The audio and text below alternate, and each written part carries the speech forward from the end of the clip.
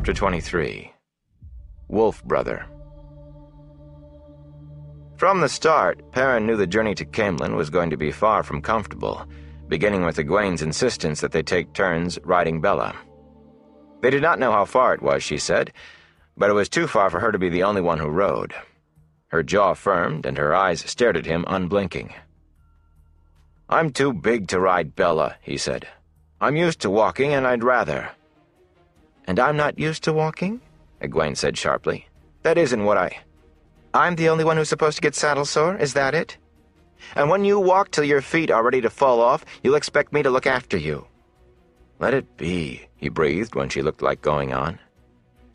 "Anyway, you'll take the first turn." Her face turned even more stubborn, but he refused to let her get a word in edgewise.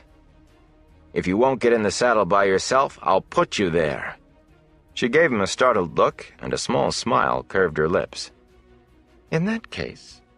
She sounded as if she were about to laugh, but she climbed up. He grumbled to himself as he turned away from the river. Leaders in stories never had to put up with this sort of thing.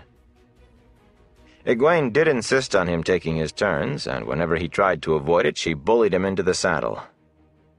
Blacksmithing did not lend itself to a slender build, and Bella was not very large as horses went. Every time he put his foot in the stirrup, the shaggy mare looked at him with what he was sure was reproach. Small things, perhaps, but they irritated.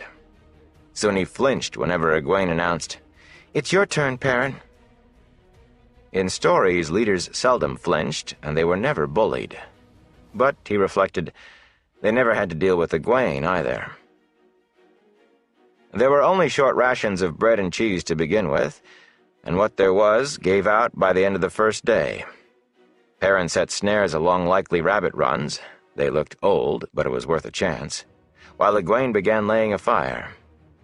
When he was done, he decided to try his hand with his sling before the light failed altogether.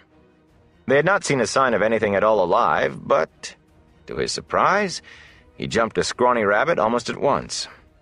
He was so surprised when it burst from under a bush right beneath his feet that it almost got away. But he fetched it at 40 paces, just as it was darting around a tree. When he came back to the camp with the rabbit, Egwene had broken limbs all laid for the fire, but she was kneeling beside the pile with her eyes closed. "What are you doing? You can't wish a fire." Egwene gave a jump at his first words and twisted around to stare at him with a hand to her throat. You startled me." "I was lucky," he said, holding up the rabbit. "Get your flint and steel. We eat well tonight, at least." "I don't have a flint," she said slowly. "It was in my pocket, and I lost it in the river." "Then how?" "It was so easy back there on the riverbank, Perrin. Just the way Moraine said I showed me. I just reached out and..." She gestured as if grasping for something, then let her hand fall with a sigh. "I can't find it now." Perrin licked his lips uneasily. The power?" She nodded, and he stared at her. "Are you crazy? I mean, the one power? You can't just play around with something like that." "It was so easy, Perrin. I can do it. I can channel the power." He took a deep breath. "I'll make a fire bow, Egwene. Promise you won't try this thing again." "I will not." Her jaw firmed in a way that made him sigh. "Would you give up that axe of yours, Perrin Aybara? Would you walk around with one hand tied behind your back? I won't do it."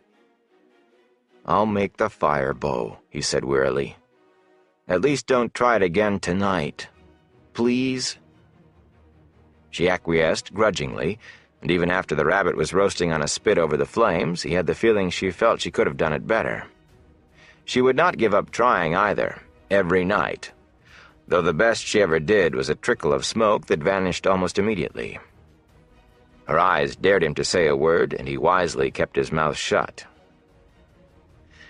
After that one hot meal, they subsisted on coarse, wild tubers and a few young shoots. With still no sign of spring, none of it was plentiful, and none of it was tasty either. Neither complained, but not a meal passed without one or the other sighing regretfully, and they both knew it was for the tang of a bit of cheese or even the smell of bread. A find of mushrooms, Queen's crowns, the best, one afternoon in a shady part of the forest was enough to seem a great treat. They gobbled them down, laughing and telling stories from back in Emmons Field. Stories that began, "Do you remember when?" But the mushrooms did not last long, and neither did the laughter. There was little mirth in hunger. Whichever was walking carried a sling ready to let fly at the sight of a rabbit or squirrel, but the only time either hurled a stone was in frustration. The snares they set so carefully each evening yielded nothing at dawn, and they did not dare stay a day in one place to leave the snares out. Neither of them knew how far it was to Camelin, and neither would feel safe until they got there, if then. Perrin began to wonder if his stomach could shrink enough to make a hole all the way through his middle. They made good time, as he saw it, but as they got farther and farther from the Aranel without seeing a village or even a farmhouse where they could ask directions, his doubts about his own plan grew. Egwene continued to appear outwardly as confident as when they set out, but he was sure that sooner or later she would say it would have been better to risk the Trollocs than to wander around lost for the rest of their lives. She never did, but he kept expecting it. 2 days from the river, the land changed to thickly forested hills, as gripped by the tail end of winter as everywhere else, and a day after that the hills flattened out again, the dense forest broken by glades, often a mile or more across. Snow still lay in hidden hollows, and the air was brisk of a morning, and the wind cold always. Nowhere did they see a road, or a plowed field, or chimney smoke in the distance, or any other sign of human habitation. At least, none where men still dwelt. Once the remains of tall stone ramparts encircled a hilltop. Parts of roofless stone houses stood inside the fallen circle. The forest had long swallowed it. Trees grew right through everything, and spiderwebs of old creeper enveloped the big stone blocks. Another time they came on a stone tower, broken-topped and brown with old moss, leaning on the huge oak whose thick roots were slowly toppling it. But they found no place where men had breathed in living remembrance. Memories of Shadar Logoth kept them away from the ruins and hurried their footsteps until they were once more deep in places that seemed never to have known a human footstep. Dreams plagued Perrin's sleep, fearful dreams. Baalzamon was in them, chasing him through mazes, hunting him, but Perrin never met him face to face, so far as he remembered. And their journey had been enough to bring a few bad dreams. Egwene complained of nightmares about Shadar Logoth, especially the 2 nights after they found the ruined fort and the abandoned tower. Perrin kept his own counsel, even when he woke sweating and shaking in the dark. She was looking to him to lead them safely to Camelin, not share worries about which they could do nothing.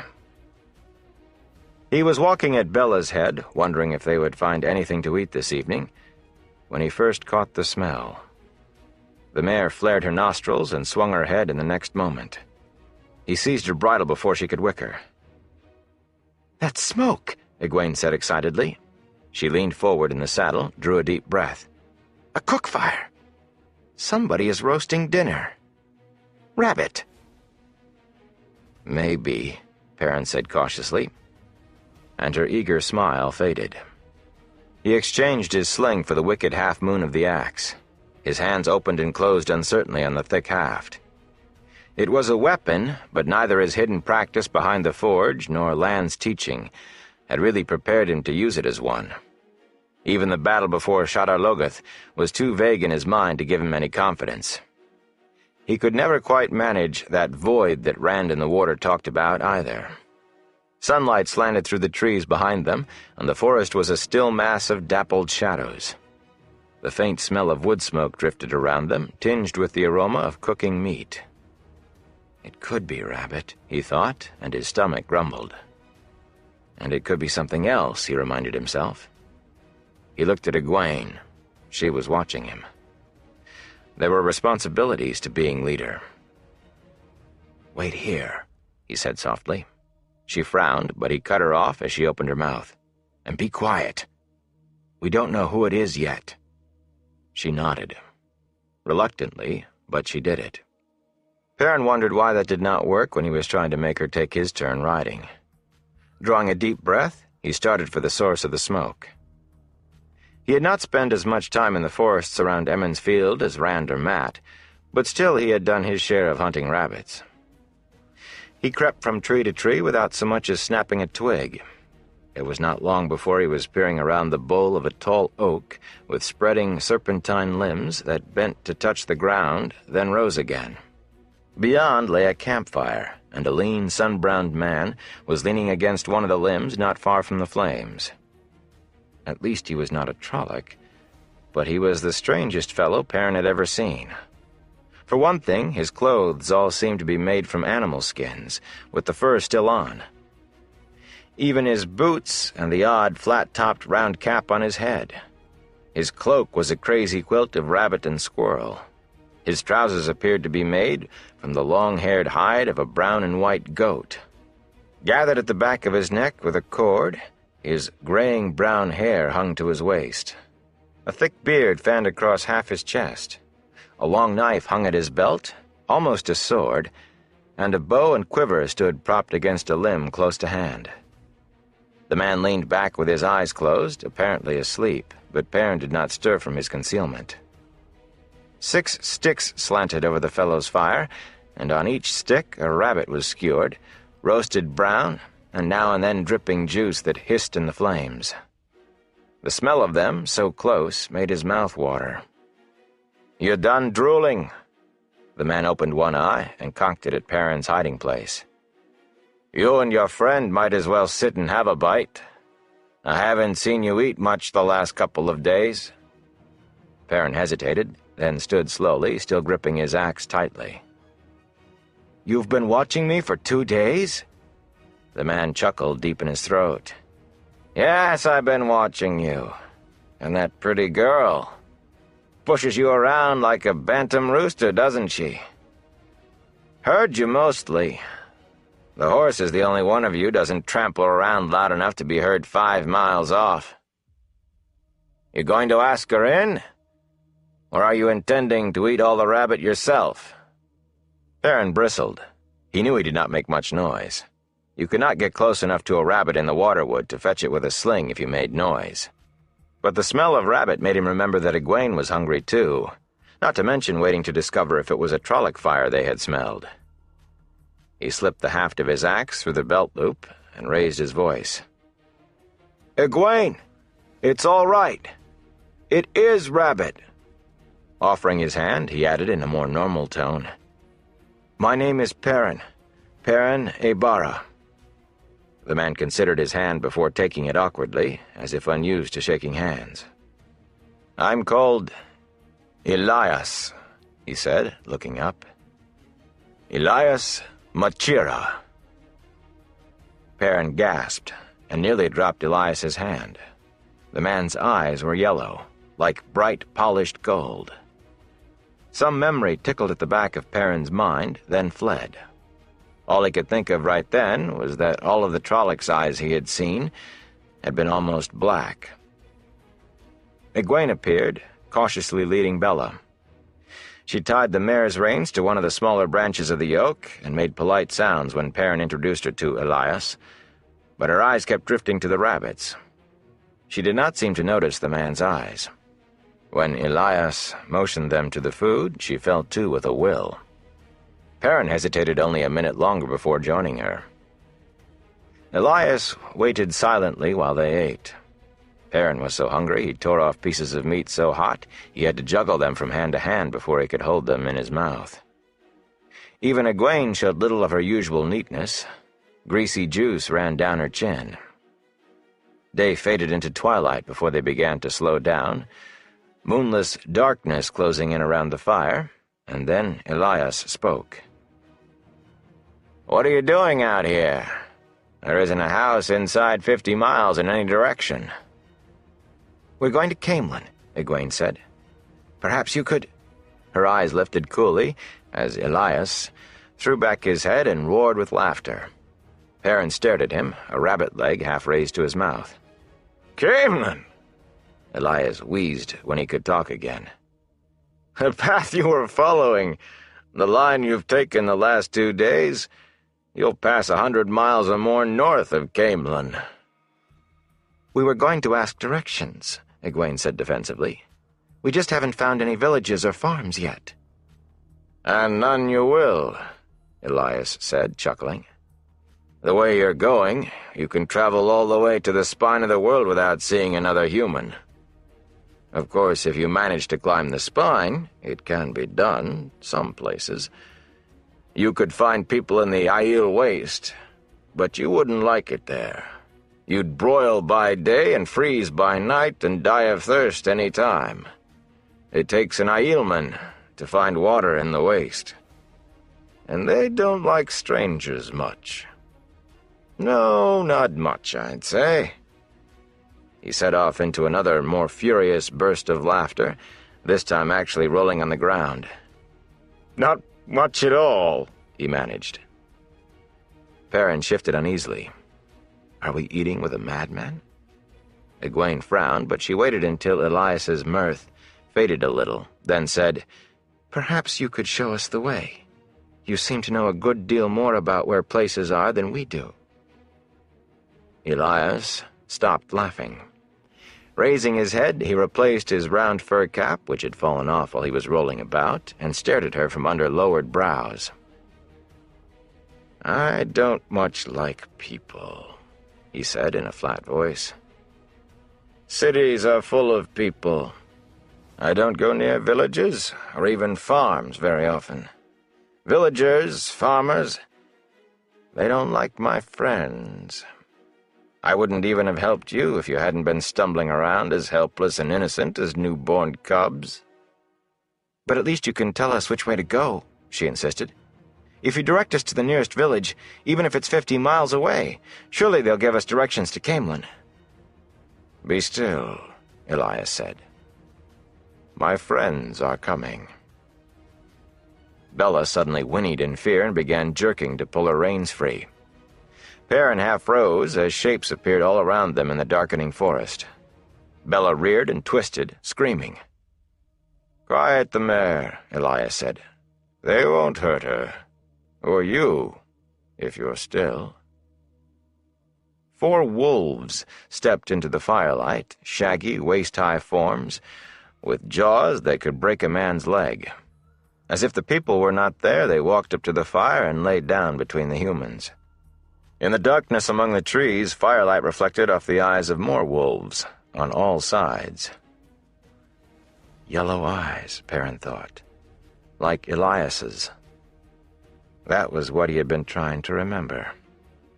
Carefully watching the wolves among them, he reached for his axe. "I would not do that," Elias said. "If they think you mean harm, they'll stop being friendly." They were staring at him, those 4 wolves, Perrin saw.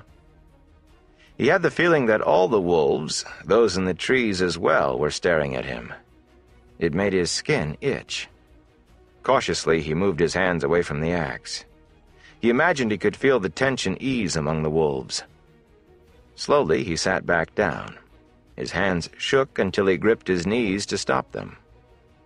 Egwene was so stiff she almost quivered. One wolf, close to black with a lighter gray patch on his face, lay nearly touching her.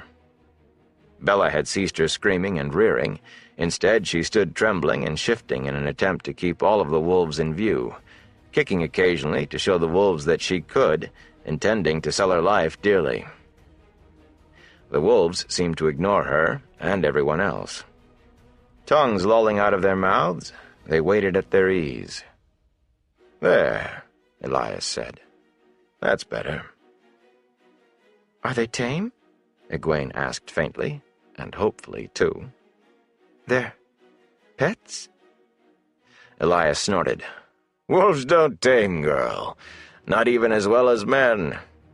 They're my friends. We keep each other company. Hunt together, converse, after a fashion. Just like any friends. Isn't that right, Dapple?" A wolf with fur that faded through a dozen shades of gray, dark and light, turned her head to look at him. "You talk to them?" Perrin marveled. "It isn't exactly talking," Elias replied slowly. "The words don't matter, and they aren't exactly right either. Her name isn't Dapple. It's something that means the way shadows play on a forest pool at a midwinter dawn, with the breeze rippling the surface, and the tang of ice when the water touches the tongue, and a hint of snow before nightfall in the air. But that isn't quite it either. You can't say it in words. It's more of a feeling. That's the way wolves talk. The others are Burn, Hopper, and Wind." Burn had an old scar on his shoulder that might explain his name, but there was nothing about the other two wolves to give any indication of what their names might mean.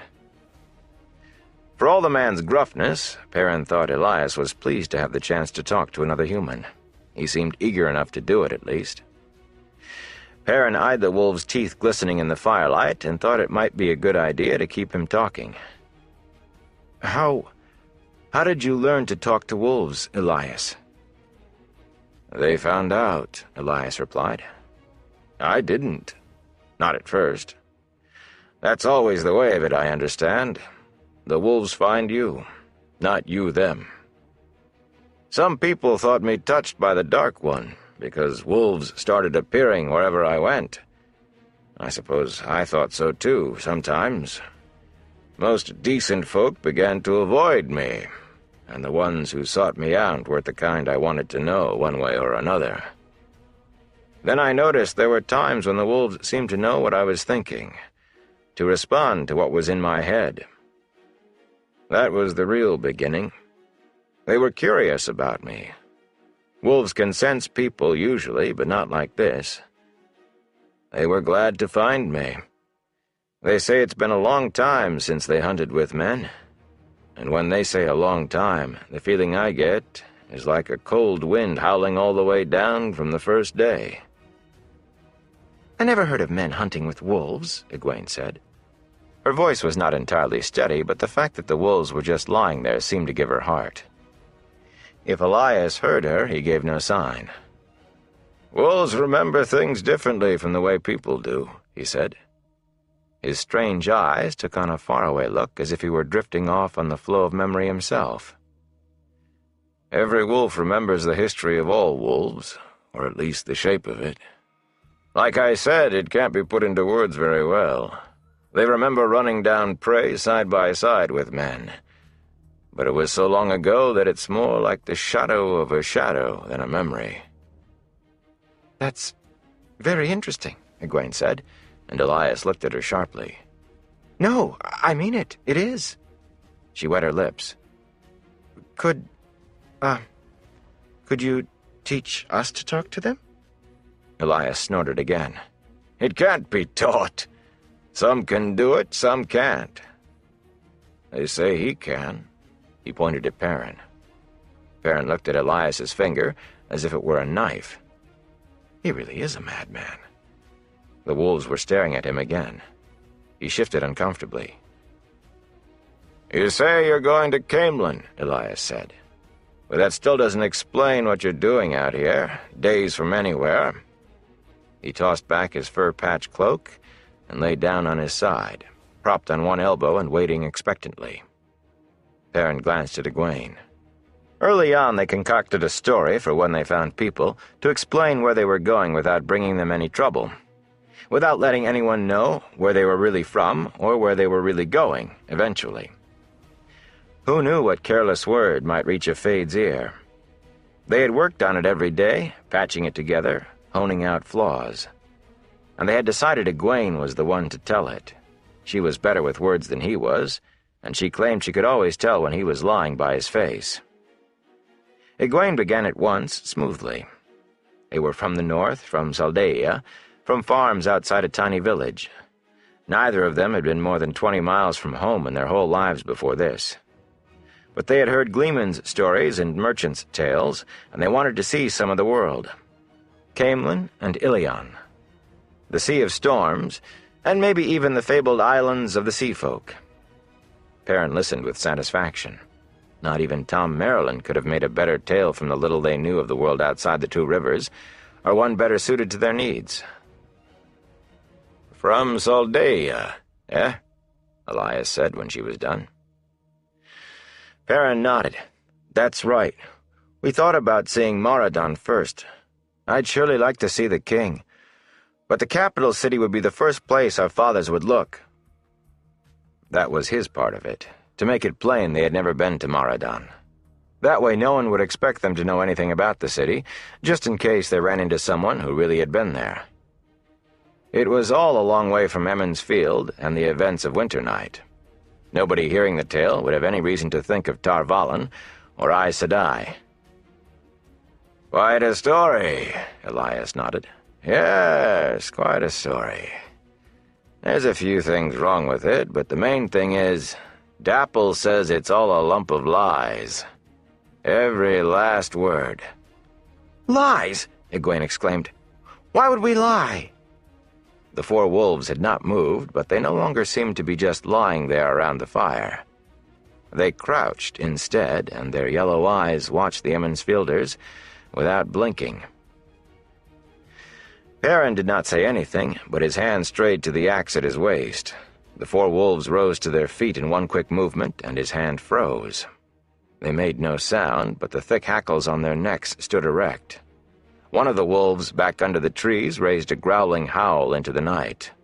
Others answered, 5, 10, 20, till the darkness rippled with them. Abruptly they too were still. Cold sweat trickled down Perrin's face.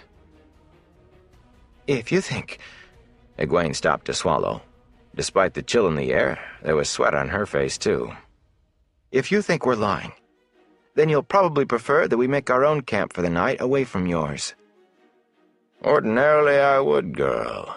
But right now I want to know about the Trollocs and the half-men. Perrin struggled to keep his face impassive and hoped he was doing better at it than Egwene. Elias went on in a conversational tone. Dapple says she smelled half-men and Trollocs in your minds while you were telling that fool story. They all did.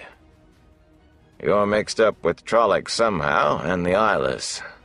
Wolves hate Trollocs and half-men worse than wildfire, worse than anything. And so do I. Byrne wants to be done with you. It was Trollocs gave him that mark when he was a yearling. He says game is scarce and you're fatter than any deer he's seen in months, and we should be done with you. But Byrne is always impatient. Why don't you tell me about it? I hope you're not dark friends. I don't like killing people after I've fed them. Just remember, they'll know if you lie. And even Dapple is already near as upset as Byrne. His eyes, as yellow as the wolves' eyes, blinked no more than theirs did. They are a wolf's eyes, Perrin thought. Egwene was looking at him, he realized, waiting for him to decide what they should do. Light. Suddenly I'm the leader again. They had decided from the first that they could not risk telling the real story to anyone, but he saw no chance for them to get away even if he managed to get his axe out before... Dapple growled deep in her throat, and the sound was taken up by the other three around the fire, then by the wolves in the darkness. The menacing rumble filled the night. All right, Perrin said quickly. All right! The growling cut off, sharp and sudden. Egwene unclenched her hands and nodded. It all started a few days before Winter Night, Perrin began, when our friend Matt saw a man in a black cloak. Elias never changed his expression or the way he lay on his side, but there was something about the tilt of his head that spoke of ears pricking up. The four wolves sat down as Perrin went on. He had the impression they were listening too. The story was a long one, and he told almost all of it. The dream he and the others had had in Baerlon, though, he kept to himself. He waited for the wolves to make some sign that they had caught the omission, but they only watched. Dapple seemed friendly, Byrne angry. He was hoarse by the time he finished. And if she doesn't find us in Caemlyn, we'll go on to Tar Valon. We don't have any choice except to get help from the Aes Sedai. Trollocs and half-men this far south, Elias mused. Now that's something to consider. He rooted behind him and tossed Perrin a hide water bag, not really looking at him. He appeaed to be thinking. He waited until Perrin had drunk and replaced the plug before he spoke again. "I don't hold with Aes Sedai. The Red Ajah, those that like hunting for men who mess with the One Power, they wanted to gentle me once. I told them to their faces they were Black Ajah. Serve the Dark One, I said. And they didn't like that at all. They couldn't catch me, though, once I got into the forest. But they did try. Yes, they did. Come to that, I doubt any Aes Sedai would take kindly to me after that. I had to kill a couple of warders. Bad business, that, killing warders. Don't like it." "This talking to wolves," Perrin said uneasily. It has to do with the power?" "Of course not," Elias growled. "Wouldn't have worked on me, gentling, but it made me mad, them wanting to try. This is an old thing, boy. Older than Aes Sedai. Older than anybody using the One Power. Old as humankind. Old as wolves. They don't like that either, Aes Sedai. Old things coming again. I'm not the only one. There are other things, other folk. Makes Aes Sedai nervous, makes them mutter about ancient barriers weakening. Things are breaking apart, they say. They're afraid the Dark One will get loose, is what. You'd think I was to blame the way some of them looked at me. Red Ajah, anyway, but some others too. The Amerlin seat. Yeah, I keep clear of them mostly, and clear of friends of Aes Sedai as well. You will too, if you're smart." "I'd like nothing better than to stay away from Aes Sedai," Perrin said. Egwene gave him a sharp look. He hoped she would not burst out that she wanted to be an Aes Sedai. But she said nothing, though her mouth tightened and Perrin went on. "It isn't as if we have a choice. We've had Trollocs chasing us, and Fades, and Drakkar. Everything but dark friends. We can't hide, and we can't fight back alone. So who is going to help us? Who else is strong enough, except Aes Sedai?" Elias was silent for a time, looking at the wolves, most often at Dapple or Burn. Perrin shifted nervously and tried not to watch. When he watched, he had the feeling that he could almost hear what Elias and the wolves were saying to one another. Even if it had nothing to do with the power, he wanted no part of it. He had to be making some crazy joke. I can't talk to wolves. One of the wolves, Hopper, he thought, looked at him and seemed to grin. He wondered how he had put a name to him. "You could stay with me," Elias said finally. "With us." Egwene's eyebrows shot up and Perrin's mouth dropped open. "Well, what could be safer?" Elias challenged. "Trollocs will take any chance they get to kill a wolf by itself, but they'll go miles out of their way to avoid a pack. And you won't have to worry about Aes Sedai either. They don't often come into these woods." "I don't know." Perrin avoided looking at the wolves to either side of him. One was Dapple, and he could feel her eyes on him. "For one thing, it isn't just the Trollocs." Elias chuckled coldly. "I've seen a pack pull down one of the Eyeless, too. Lost half the pack, but they wouldn't give up once they had it scent. Trollocs, Myrddraal, it's all one to the wolves. It's you they really want, boy. They've heard of other men who can talk to wolves, but you're the first they've ever met besides me. They'll accept your friend, too, though, and you'll all be safer here than in any city. There's dark friends in cities." "Listen," Perrin said urgently. "I wish you'd stop saying that. I can't do that. What you do, what you're saying." "As you wish, boy. Play the goat if you've a mind to. Don't you want to be safe?" "I am not deceiving myself. There's nothing to deceive myself about. All we want—" "We are going to Caemlyn," Egwene spoke up firmly, "and then to Tar Valon." Closing his mouth, Perrin met her angry look with one of his own. He knew that she followed his lead when she wanted to, and not when she did not. But she could at least let him answer for himself. "What about you, Perrin?" he said, and answered himself. "Me? Well, let me think. Yes, I think I'll go on." He turned a mild smile on her. "Well, Egwene, that makes both of us. I guess I'm going with you at that. Good to talk these things out before making a decision, isn't it?" She blushed, but the set of her jaw never lessened. Elias grunted. "Dapple said that's what you'd decide. She said the girl's planted firmly in the human world, while you," he nodded at Perrin, "stand halfway between. Under the circumstances, I suppose we'd better go south with you. Otherwise, you'll probably starve to death or get lost or—" Abruptly, Byrne stood up, and Elias turned his head to regard the big wolf. After a moment, Dapple rose too.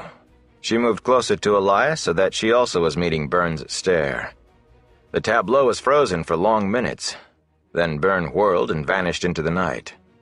Dapple shook herself, then resumed her place, flopping down as if nothing had happened. Elias met Perrin's questioning eyes. "Dapple runs this pack," he explained. "Some of the males could best her if they challenged, but she's smarter than any of them, and they all know it. She's saved the pack more than once. But Byrne thinks the pack is wasting time with you three. Hating Trollocs is about all there is to him. And if there are Trollocs this far south, he wants to be off killing them." "We quite understand," Egwene said, sounding relieved. "We really can find our own way. With some directions, of course, if you'll give them." Elias waved a hand. "I said Dapple leads this pack, didn't I? In the morning, I'll start south with you, and so will they." Egwene looked as if that was not the best news she could have heard. Perrin sat wrapped in his own silence. He could feel Byrne leaving. And the scarred male was not the only one. A dozen others, all young males, loped after him. He wanted to believe it was all Elias playing on his imagination, but he could not. Just before the departing wolves faded from his mind, he felt a thought he knew came from Byrne, as sharp and clear as if it were his own thought. Hatred. Hatred and the taste of blood.